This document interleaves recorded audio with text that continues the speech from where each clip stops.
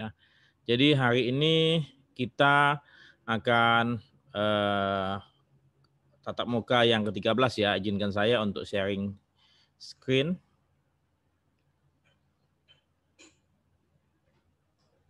Ya, oke. Kita akan mulai untuk pengantar underwriting yang ke-13 ya, untuk property underwriting. Jadi kalau minggu lalu kita sudah belajar sedikit mengenai motor vehicle underwriting. Hal apa saja yang harus diperhatikan, dilakukan dalam proses underwriting untuk kendaraan motor. Saat ini kita akan memasuki property, ya.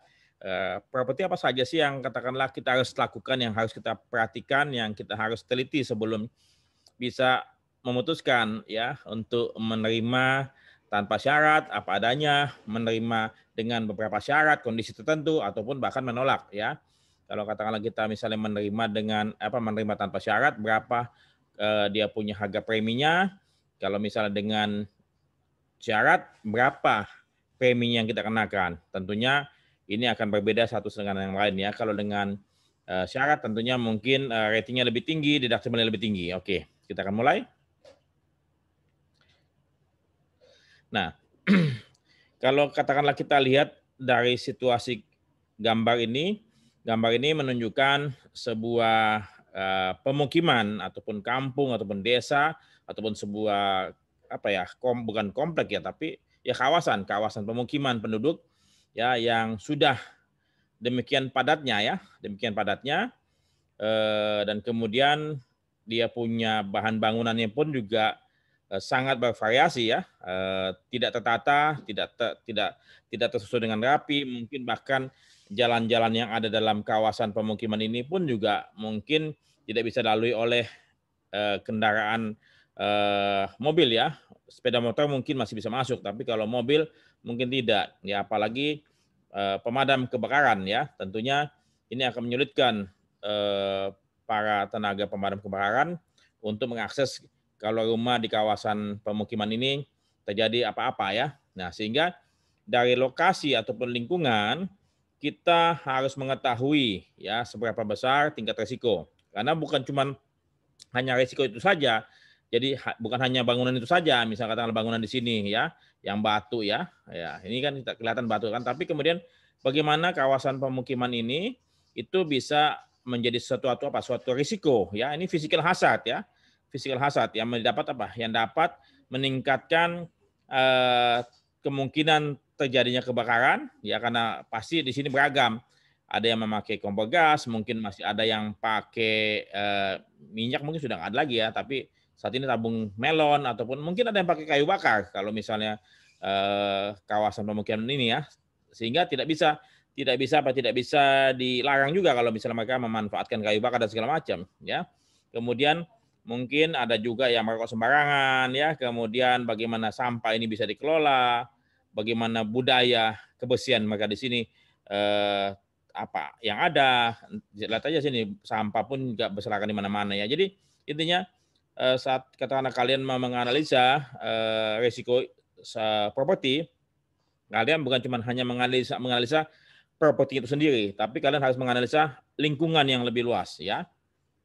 Jadi itu kembali lagi lingkungan yang lebih luas. Nah, sekarang kita coba bandingkan kalau sebuah kawasan perumahan ya, kompleks perumahan yang tertata rapi ya, tentunya ini pasti bukan kawasan yang tumbuh, tapi kawasan yang memang sudah dibangun, disetting oleh developer untuk membangun rumah-rumah pemukiman yang rapi, yang tertata ya. Nah, tentunya sangat berbeda dengan tadi kawasan pemukiman yang tumbuh, yang apa adanya, tidak tertata, ya begitu saja rumah semacam kawasan yang terus tumbuh gitu ya, tanpa ada yang bisa menata ya. Sementara kalau kawasan kompleks pemukiman ini, kompleks perumahan, tentunya berbeda ya dengan kawasan tadi. Nah, ini tentunya kalian sebagai underwriter ya nanti akan melihat, wah kalau pemukiman rumah tinggal di kawasan perumahan apa, namanya perumahan apa atau kompleks apa, itu pasti lebih rapi dibandingkan kawasan pemukiman yang tadi, bukan perumahan ya. Itu suatu perbedaan. Kemudian jalan akses segala macam tentu berbeda juga ya. Kerapihan budaya, ya budaya. Tentunya kalau katakanlah yang tinggal di komplek-komplek perumahan yang tertata rapi, tentunya tingkat intelektualitas, paling tidak rata-rata lebih tinggi dibandingkan tingkat intelektualitas yang di sebelah sana tadi ya. Jadi dari segi physical hazard ini lebih bagus. Dari segi mungkin moral hazard, pemikiran segala macam, ya ini lebih baik ya. Itu. Jadi kita lihat bukan cuma sekedar properti saja, tapi kita lihat lingkungan sekitarnya. Itu yang kita harus perhatikan dengan baik. Nah, properti apa saja sih yang ada yang katakan nanti kalian akan underwrite atau kalian akan analisa? Ya, salah satunya yang paling banyak tentunya ya perumahan ataupun rumah, ya tempat tinggal, ya. Kalau katakanlah misalnya tempat tinggal semacam ini kita lihat secara fisik, ya secara fisik ini rumah tinggal kelas 1, ya, dan rapi, ya. Jadi dari secara fisik artinya apa? Physical hazard itu secara fisik bisa kelihatan, ya, bisa kasat mata. Oh rapi, ya.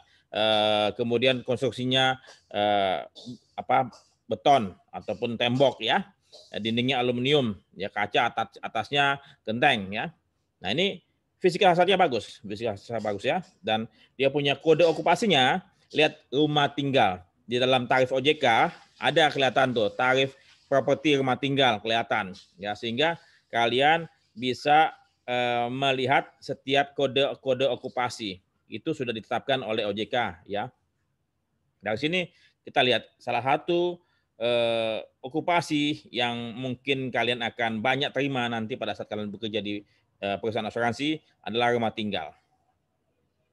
Nah, ini adalah pabrik, ya. Tentu kalau pabrik ini kan kita mesti lihat ini pabrik apa.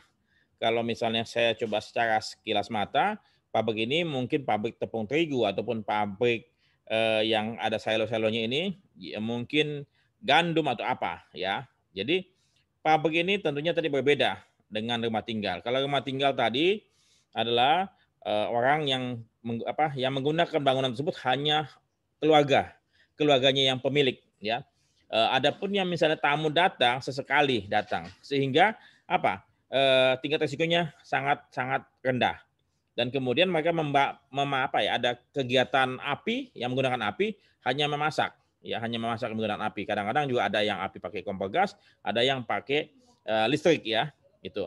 Jadi kegiatan yang berbahaya, tanda petik berbahaya di rumah tinggal hanya memasak. Dan kemudian yang kedua mungkin menggunakan peralatan listrik, ya, sehingga kita hanya tinggal memperhatikan bagaimana mereka punya pemasangan kabel-kabel listrik, ya, kemudian bagaimana alat-alat listrik tersebut dipasang dengan baik, ya, kemudian bagaimana mereka stop kontaknya tersebut dimatikan setelah selesai atau dicabut dia punya stop kontaknya pada waktu sudah tidak digunakan. Itu yang kita mesti mengetahui. Sementara di pabrik ini yang datang ke pabrik ini banyak orang, ya banyak orang, ya. Seluruh karyawan, mungkin tamu-tamu pabrik ini pun juga datang, bahkan mungkin ada dari pemerintahan ataupun dari kantor pajak ataupun dari dinas perdagangan itu datang semua, ya datang sini. Nah penggunaan api atau yang berbahaya di pabrik ini tentu karena pasti dia punya penggunaan mesin-mesin ini akan sangat tinggi, dia punya penggunaan listriknya, wattnya segala macam, ya, kilowattnya. Kalau di rumah tinggal, ya paling mesin-mesin apa yang paling besar? Mungkin yang paling besar kulkas, ya. Kulkas habis itu AC. Apalagi? Sementara notebook, kemudian TV, smart TV, ya atau pencolokan handphone, itu kan yang kecil-kecil semua, ya. Mesin cuci. Sementara kalau pabrik ini mesinnya kan besar-besar, ya. Dia pakai penggunaan listriknya pasti puluhan ribu kilowatt, ya. Nah, kemudian selain katakanlah mesin tersebut bekerja 24 jam, ya mesin ini bisa saja bekerja 24 jam. Ya kalau dia berhenti untuk manasin lagi itu perlu waktu, ya. Di dalam pabrik ini mungkin juga ada boiler, ya ada boiler. Kemudian juga ada workshopnya di mana ada proses mekanik, ada proses pengelasan, ada proses perbaikan mesin-mesin yang ada di situ, ya. Sehingga kita mesti memahami proses berbahaya apa saja yang dapat menimbulkan potensi kebakaran, ya. Kemudian bagaimana mereka menata ataupun merawat, mereka punya mesin-mesin, dia punya panel-panel listriknya, ya. Kemudian klasifikasi kabel listrik yang dipakai untuk mengalirkan listrik itu berapa besar, kemudian apalagi apakah mereka punya sarana pemadam kebakaran yang memadai, ya, dan jarak bangunan dengan pabriknya sangat dekat, ya, sehingga kalau misalnya jadi kebakaran di dalam pabrik ini, ya pasti akan mengenai bangunan apa, bangunan kantor yang ada di sisinya, ya. Nah ini bagaimana layout pabrik ini, ya. Maksudnya dari biasanya kalau ada blueprint dalam kotak itu gambar kantornya di mana? Biasanya kantor itu ada di bagian depan ya, di depan bagian depan area komplek pabrik tersebut ya. Itu masuk pintu gerbang, biasanya kantornya itu ada di sebelah kiri atau sebelah kanan yang bagian depan ya. Setelah itu kita mundur lagi ke belakang, biasanya ada gudang, ya gudang muat, ya gudang muat ataupun gudang untuk menyimpan bahan baku atau untuk mengirim bahan jadi keluar. Itu gudang. Biasanya gudang tersebut tidak jauh dari kantor, ya. Nah, dari gudang tersebut belakangnya lagi baru ada proses produksi, ya, proses produksi. Nah, di situ kita coba lihat layoutnya, bagaimana mereka menata bangunan-bangunan dari pabrik yang ada di situ, di kantor, kemudian gudang, kemudian proses produksi, di mana dia menyimpan boiler, di mana dia letakkan workshopnya dia, ya. Mungkin juga ada unit-unit yang lain yang di situ. Apakah bangunan pabrik di situ semua yang ada di situ hanya untuk untuk pabrik ini saja atau ada unit-unit lain? Nah ini mesti diperhatikan. Bagaimana titik-titik pemasangan mereka punya fire protection-nya ada di mana? Ya. Bagaimana pabrik tersebut bisa diakses dari luar? Ini mesti kalian pahami juga. Apakah pabrik ini ada di luar kota atau di dalam kota atau di tengah-tengah? Bagaimana akses dari pemadam kebakaran menuju ke pabrik ini? Bagaimana ketersediaan sumber air untuk bisa dimanfaatkan memadamkan api? Nah ini kita semua harus memahami, harus melihat secara lebih luas, bukan cuma hanya resiko ini saja. Nah, bagaimana dengan lingkungan sekitarnya? Apakah pabrik ini ada di lingkungan pabrik kayak MM2000, kayak di Cikarang, atau dia ada di lingkungan pemukiman? Kadang-kadang ada juga pabrik-pabrik lama ya yang dibangun dahulu di luar kota, tetapi kemudian Jakarta ini bertumbuh, lama-lama ada perumahan juga kanan kirinya. Ya, karena tanah yang ada di situ kan bukan tanahnya pabrik ini kan. Nah, jadi sehingga pabrik ini dikepung, seakan-akan dikepung, ya berada di tengah-tengah apa? Kompleks pemukiman warga. Nah, dikhawatirkan kalau misalnya pabrik ini mempunyai limbah dan kemudian merusak atau membuat polusi dengan sumber air di para warga di setempat, itu juga potensi menimbulkan keributan, kerusakan. Ya, bagaimana pabrik ini berkomunikasi dengan lingkungan sekitar, ya. Apakah pekerja-pekerja di pabrik ini juga ada dari lingkungan sekitar, ya, sehingga memfasilitasi, mengakomodasi penduduk sekitar untuk bisa bekerja di pabrik ini, ya, untuk meningkatkan taraf ekonomi penduduk sekitar, ya. Ini mesti diperhatikan semua. Pabrik ini dari mana? Dari Jepang atau dari Korea atau dari Indonesia? Ya, mesti diperhatikan karena masing-masing negara punya standar keamanan, ya, keamanan, kemudian cara manajemennya pun beda. Maka mungkin kalau dari investor asing tentunya pasti mereka sudah mempersiapkan secara matang segala sesuatunya, bahkan sampai titik-titik pemadam kebakarannya pun juga sudah disiapkan ya. Tapi kalau pabrik tersebut orang Indonesia yang kemudian dananya terbatas, tentu pemasangan alat-alat pemadam api dan segala macam, pencegahan dan segala macam, itu kan biayanya tidak murah ya, tidak murah. Mungkin menggunakan perlu miliaran, belasan miliar ya, untuk mempersiapkan segala prasarana dan sarana untuk pencegahan dan pemadaman api. Nah, jadi itu semua yang akan kalian mesti perhatikan, kalian harus mesti dalami, ya, sehingga kalian bukan cuma cukup dengan hafalan, kalian mesti apa? Mesti punya apa? Punya formulir survei, apa-apa saja yang mesti kita ketahui, ya. Apa saja yang kita mesti analisa, ya. Jadi itu kemudian kita masuk lagi. Nah, tadi pabrik. Ini okupasi apa? Ini okupasi office, ya. Ini kantor masa depan yang sangat terbuka, terang ya, sehingga mungkin buat karyawannya sangat nyaman. Tapi kalau misalnya pada waktu terang siang hari, mungkin terlampau silau udah. Saya nggak lihat dia punya horden ya. mungkin ada hordenya yang kacanya bisa langsung gelap dengan sedemikian rupa. Nah ini apa? Ini resikonya, resiko kantor, ya. Semua dindingnya dari apa? Dari kaca. Tapi saya percaya kacanya ini bukan kaca tipis ya, pasti kaca tebal ya. Nah, sehingga pemakaian listriknya sangat terbatas. Kemudian apalagi? Kalau terjadi kebakaran, apakah kaca ini bisa tahan api atau tidak, sampai berapa lama, berapa jam, ini mesti dipastikan. Tapi tadi saya mau sampaikan bahwasannya tadi ada risiko rumah tinggal, risiko apa, pabrik, ada risiko kantor ataupun bangunan kantor. Nah kalau di Jakarta bangunan kantornya kayak begini, ya, kayak BCA Tower, ya ini Hotel Mandarin, ini Deutsche Bank, ya, kemudian ini Hotel Indonesia yang dulu sekarang jadi Kempinski. Kalau bangunan-bangunan kantor yang tadi itu kaca, kalau ini apa? Bangunan beton plus juga ada kacanya, ya. Jadi tadi kalau ini tadi mungkin kantornya kantor pribadi, tidak satu kantor saja, ya, yang menyewa, yang memakai, mungkin pemilik. Sementara kalau di office building ini, ya, office building ini itu tentunya yang memakai gedung ini tentunya tidak satu dua perusahaan kan, pasti banyak puluhan bahkan ratusan perusahaan kan. Nah, kalau tadi gedungnya gedung tidak terlampau tinggi, gedung kantor, sehingga kalau ada kebakaran mungkin semprotan api bisa sampai ke titik api. Sementara kalau kebakaran di gedung-gedung perkantoran yang tinggi begini, tentu pemadam api dengan selangnya ataupun dengan dia punya peralatan yang ada di Indonesia, mungkin tidak bisa sampai ke lantai 20, 30, atau 40. Ya.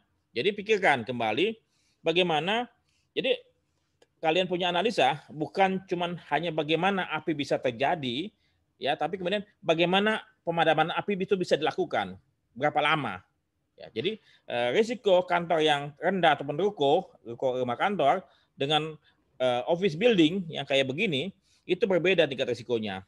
Ya, mungkin di gedung ini ada sprinkler, ya, ada sprinkler, ada hidran di titik-titik tertentu kan, tapi pastikan bahwa semua alat-alat tersebut berfungsi, ya. Nah, ini bagaimana untuk bisa mengecek, memeriksa, ya, ditanyakan bagaimana Anda merawat alat-alat pemadam kebakaran di gedung ini. Ada nggak yang checklistnya? Bagaimana bisa memastikan ada fungsi-fungsi? Apakah ada kalau alat apa ada alat monitor di dashboard di satu gedung pengelola? Bagaimana dia bisa mengecek ya semua peralatan-peralatan yang ada di dalam gedung ini itu berfungsi dengan baik? Bagaimana dia memastikannya? Ya, oke. Jadi itu tadi ya, ya rumah tinggal, apalagi tadi kedua pabrik, ketiga kantor. Ini kantor yang office building. Oke. Resiko yang lainnya adalah resiko apa? Shopping center atau mall, ya. Nah, seperti Central Park saat ini. Nah, berbeda tadi ya. Kalau tadi pabrik yang datang siapa?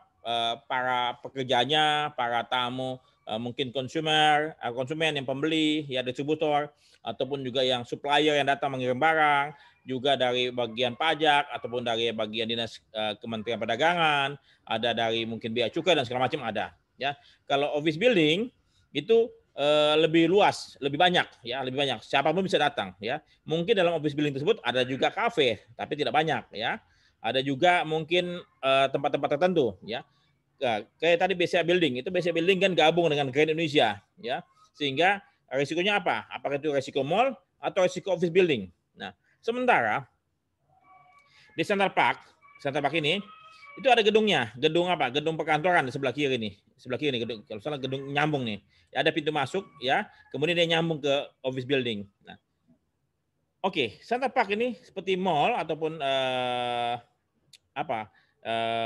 Kayak Mall Taman Anggrek, kayak Plaza Indonesia, kayak tadi ke Indonesia. Tentu okupasinya di sini itu mall sangat apa? Sangat rentan, sangat berisiko. Kenapa? Karena yang ada dalam Central Park ini itu berbagai macam jenis usaha, ya, dari butik, dari toko jam, mainan, makanan, ya, sampai dapur dan segala macam ada di sini semua. Toko buku ada semua. Yang datang siapa? Tempat ini tempat umum, ya.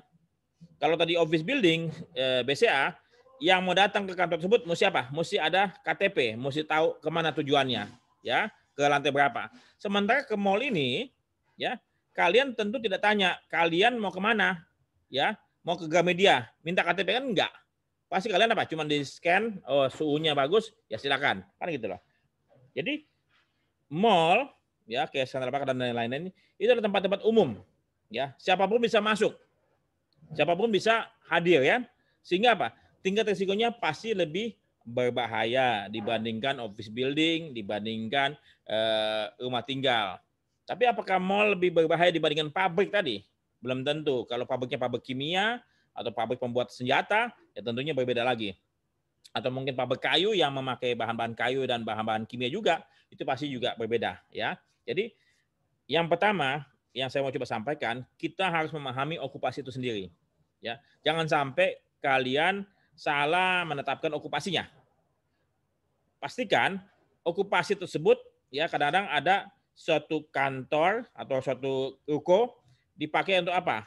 Buat tempat tinggal sama buat kafe atau buat tempat tinggal dengan toko, tempat tinggal dengan apa? Mungkin kantor. Itu beda-beda. Nah, kalau ruko tersebut jadi satu atapnya jadi satu, ya berarti apa? Resikonya jadi satu. Semua sama. Jadi ambil cari resiko yang paling tinggi. Misalnya tadi ada ruko digunakan apa? Atas tempat tinggal di bawah bengkel. Berarti apa? Ambil okupasi bengkel. Karena jadi satu. Nah, kalau mall sudah ada dia punya tarifnya, mall. Ya. Enggak dilihat wah okupasinya apa nih? Ini ada lebih banyak restoran di sini atau lebih banyak butik atau ada shopping center. Ya enggak. Jadi mall udah jadi satu semuanya ya. Tinggal berapa tarifnya tinggal dilihat ya. Oke. Ini yang saya mau coba sampaikan ya. Apa saja dari lokasi dari tadi properti yang tadi, misalnya dari rumah tinggal, kemudian pabrik, kemudian apalagi tadi kantor, gedung perkantoran, office building sama mall ya. Pertama kali memang kita harus apa? Lihat okupasinya, okupansi. Okupansi itu penggunaan. Bangunan tersebut digunakan untuk apa? Ya. Kalau katakan misalnya ada suatu rumah tinggal di pemukiman, di kompleks perumahan, rumah tinggal, tetapi di depannya garasinya dia buat salon. Berarti apa? Okupasinya salon. Oke? Jadi ambil okupasi yang tertinggi resikonya. Nah, kalau ternyata di sebelahnya ada bengkel dan kemudian kalian melihat bahwa bila mana terjadi kebakaran, api yang dari bengkel tersebut pasti akan apa? Akan menyeberang ke rumah tinggal tersebut. Berarti apa? Risikonya risiko bengkel. Kecuali memang dia pasang dinding tinggi, sehingga kalau ada api tersebut tidak akan apa? Tidak akan menyeberang ke rumah tinggal tersebut. Ya, jadi pastikan risiko tersebut memang terpisah. Ya, terpisah itu Mas, pastikan sehingga risiko tersebut bisa kita pakai risiko yang apa? Yang rendah, okupansi. Location. Tadi location ya, berarti apa? Sekitarnya. Apakah tadi di kawasan pemukiman yang bertumbuh atau kawasan perumahan kompleks yang tertata? Location. Bagaimana akses jalan masuk? Dia ada tengah kota atau luar kota. Bagaimana pemadam kebakaran bisa sampai ke situ? Ya. Kemudian kalau misalnya gedung perkantoran, ya berapa tingkat atau berapa lantai? Atau rumah tinggal berapa lantai? Ya, berapa lantai yang 2 lantai, 3 lantai? Semakin tinggi lantainya, semakin tinggi tingkat risikonya. Dan ada basement, berapa banyak basement, ya.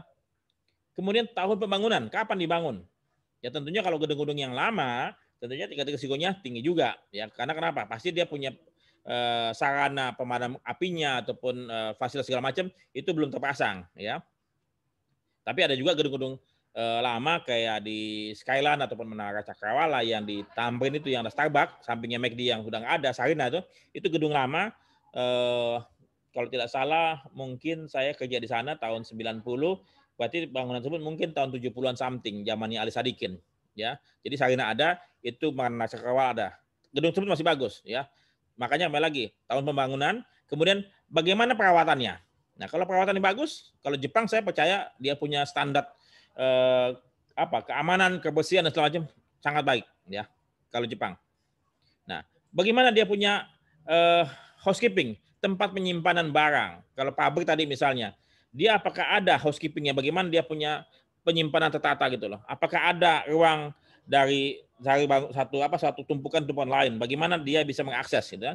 Jangan sampai gudang tersebut berantakan, banyak sekali barang-barang yang tidak tertata rapi. Mestinya pakai truk itu yang disimpan di atas ya, sehingga ada lorong-lorong yang bisa buat masuk forklift ataupun orang bisa memadamkan api kalau bisa terjadi apa-apa ya. Kemudian bagaimana bisnisnya? Bagaimana perusahaan ini kalau misalnya perusahaan ya, bagaimana perusahaan ini melakukan bisnisnya? Apakah selama ini mereka cukup baik dia punya bisnisnya? Apakah menguntungkan bisnisnya? Ya, bagaimana dia punya nasabah? Siapa saja yang nasabah yang membeli bisnis ini atau jasanya dia ataupun produknya? Ya, apakah dia mengirim barang ini konsumennya dari luar negeri untuk ekspor atau hanya lokal? Ya, nah sehingga pemahaman ataupun pengetahuan kalian terhadap bisnis mereka itu sangat baik untuk kalian pahami. Kalau kata misal saat ini, misalnya ya, oke, bisnis saat ini untuk consumer product, baju, pakaian, sekarang saat ini lagi apa? Lagi drop. Kenapa? Orang tidak perlu pakai baju baru, ya. Orang tidak perlu suatu penampilan segala macam, sehingga banyak mal-mal sepi, banyak toko-toko di mal sepi. Ya tutup dulu sementara. Ya mungkin nanti setelah pandemi, kalau situasi sudah berubah, mungkin mereka baru buka lagi. Jadi saat ini apa?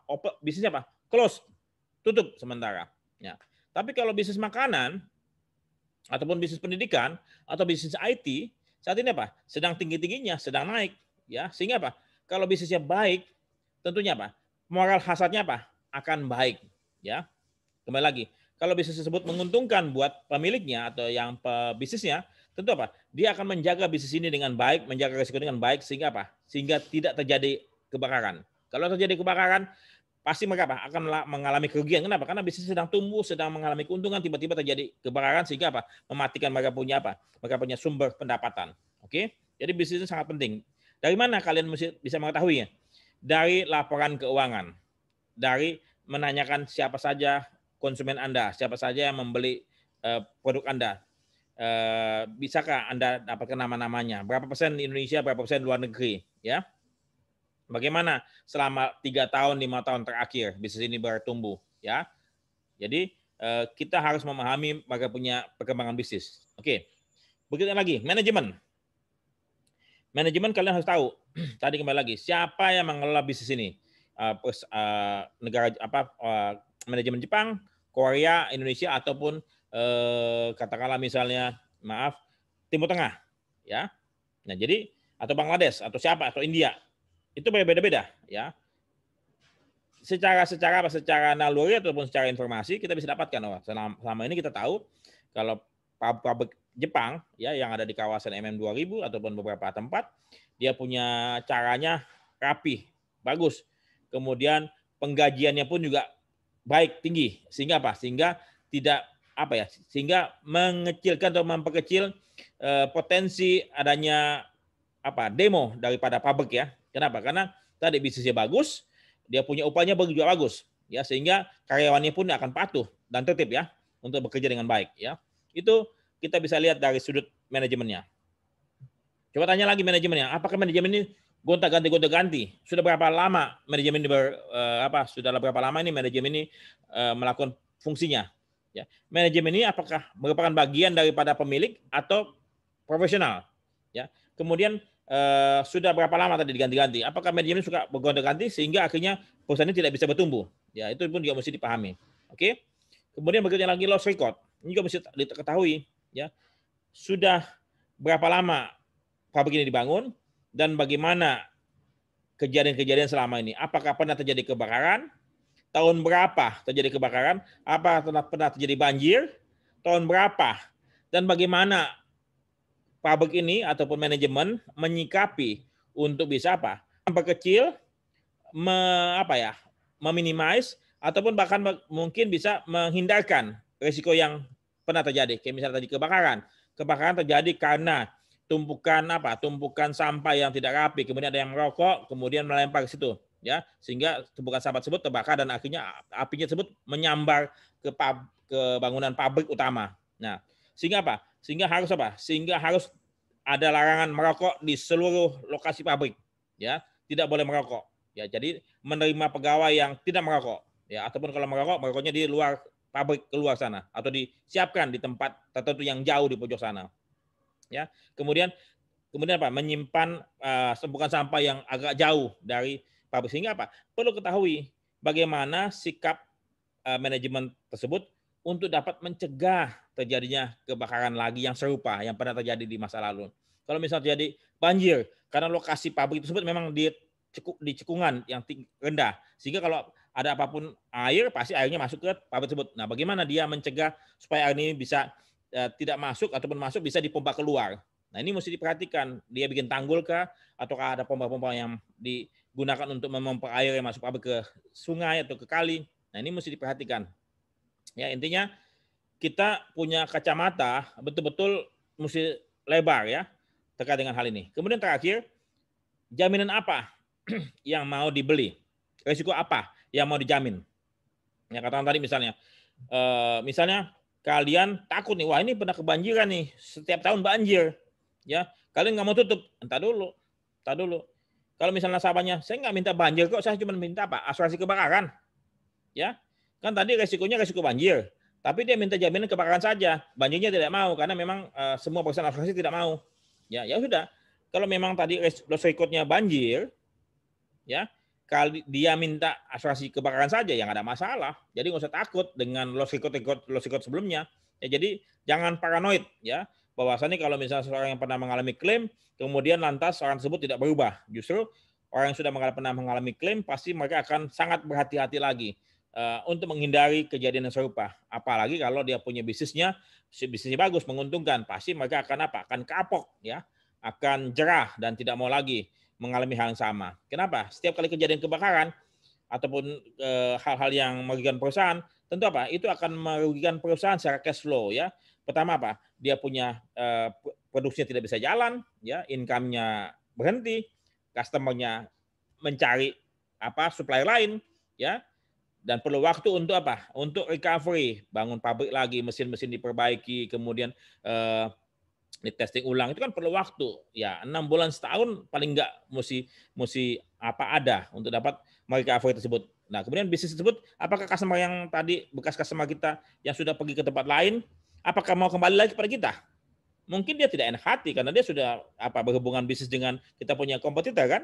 Nah, jadi hal tersebut mesti diperhatikan baik-baik. Jadi jangan cuma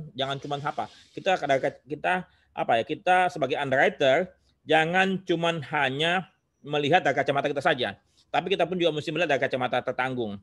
Ya, bagaimana tertanggung ini bisa melakukan fungsinya dan tidak mengalami hal yang sama. Kita mesti dukung itu, ya. Jadi kita mesti punya kacamata yang berbeda, ya, kacamata kita dan kacamata nasabah. Jadi apa yang jaminan tersebut ya yang diminta? Oke, ini contoh-contoh proposal form atau surat permintaan penutupan asuransi yang kalian bisa download dari berbagai sumber ya. Apa saja yang misalnya mereka minta ya. Pertama di sini. Nama tertanggung ya. Alamat bisnis, alamat pabrik atau alamat kantor ya. Kemudian business description of profession. Apa? Dia punya tadi bisnisnya apa? Pabrik tepung terigu atau pabrik pembuat mesiu senjata. Atau pabrik apa? Pabrik Coca-Cola atau pabrik pembuat minuman segar ya. Bisa jelas ya.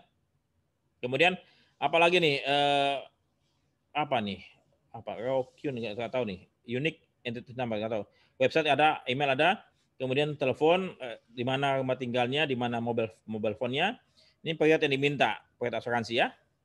Kemudian risk address atau location, alamat lokasi risiko. Kalau sini alamat kantor ya, katakanlah bisa saja kantornya di Sudirman tapi pabriknya adanya di Cikarang, itu bisa ya, berarti lokasi kantor sama lokasi pabrik ataupun lokasi risiko beda ya. Kemudian apalagi nih, ini name of mortgage kalau misalnya ada bank, bankers clause. Nah, apa yang mau diasuransikan? Building only. Nah, excluding foundation, ini berapa harganya? Kemudian ada uang sewa nggak? Kalau misalnya ternyata memang itu pabrik yang digunakan sendiri, nggak perlu. Machinery utensil, apa saja mesin-mesin diasuransikan, berapa nilainya? Kalau perlu ada dia punya list down-nya, daftarnya. Untuk furniture segala macam ini, dia punya apa? Dia punya item insured, objek yang bertanggungan. Ini sama juga kurang lebih. Kalau ada agent, bisnisnya apa, situation ataupun sekitarnya di mana, description. Nah, ini semua dia punya objek bertanggungan ya. Oke. Nah, itu sementara dari saya. Tugas kalian seperti minggu lalu hampir sama, itu untuk motor vehicle, sekarang untuk property yang kalian harus siapkan ya.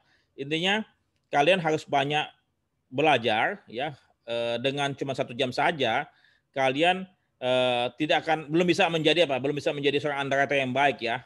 Kalian perlu waktu ya paling setidaknya sekitar 3 tahun lah untuk kalian matang dalam sebuah profesi.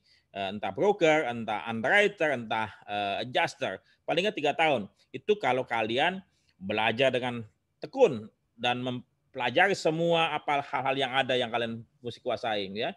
Jadi sebaiknya kalau misalnya memang kalian dapat kesempatan di perusahaan asuransi, mungkin sebaiknya kalian mulai berangkat di bagian klaim dulu, ya dari bagian klaim. Kenapa? Karena dari bagian klaim itu mereka lah yang mengexercise sebuah peristiwa kerugian dan polis, ya.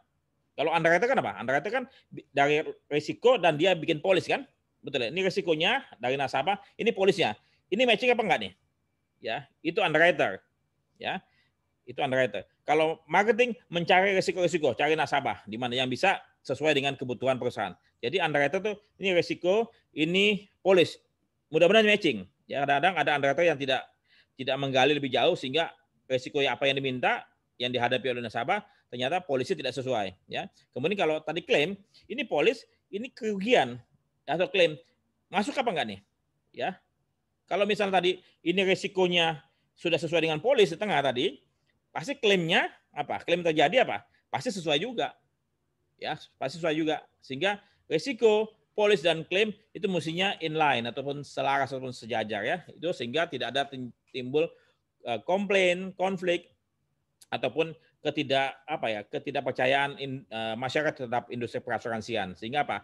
Kita sebagai orang asuransi harus betul-betul mengedukasi, mendidik para nasabah untuk bisa memastikan bahwa mereka paham dan telah membeli memiliki produk yang sesuai dengan apa yang mereka butuhkan dan tentunya sesuai dengan budget yang mereka miliki. Oke, sementara itu saja dari saya. Saya mohon maaf ya kalau misalnya saya jadi berangkat keluar kota minggu depan tanggal 2, saya tidak akan ada kelas ya tanggal 2. Saya akan kasih tugas ya, kalian download kemudian kalian kirimkan tugasnya. Jadi tugas tersebut dikumpulkan pada hari yang sama, pada hari itu juga, pada minggu depan ya. Begitu dari saya. Ada tambahan dari kalian atau pertanyaan? Pak, maaf itu si Arifah izin Pak mau vaksin. Gimana? Si Arifah izin mau vaksin hari ini, jadi dia nggak ikut kuliah. Siapa? Arifah. Siapa? Si Arifah Pak. Oke, kamu WA ke Bapak ya? Ada di grup Pak. Oh, ada di grup ya. Ya udah, Bapak nanti lihat ya. Ya udah, pokoknya yang penting kalau untuk kebaikan vaksin segala macam itu harus dilakukan ya. Tapi kemudian lagi, mudah-mudahan yang bersangkutan tidak izin atau tidak sakit melampaui ketentuan yang ada gitu loh. Ya kan kalau tidak salah 4 kali ya maksimum ya. 3 kali maksimum, kalau sampai 4 kali berarti apa? Melampaui 25% ya. Mudah-mudahan tidak lewat 4 kali ya. Oke, terima kasih Eka. Ada yang lain? Tidak ada, Pak. Tidak ada ya. Selalu seperti biasa ya. Tidak ada. Semuanya sudah bisa dipahami dengan baik ya. Atau mungkin supaya cepat-cepat ya. Oke, terima kasih banyak semuanya ya. Salam sehat dan kemudian tugas kalian jangan lupa dikumpulkan ya. Salam buat keluarga kalian ya. Terima kasih. Sampai jumpa. Terima kasih, Pak. Terima kasih, Mari. Selamat pagi. Terima kasih, Pak. Terima kasih pagi. Pagi, Pak.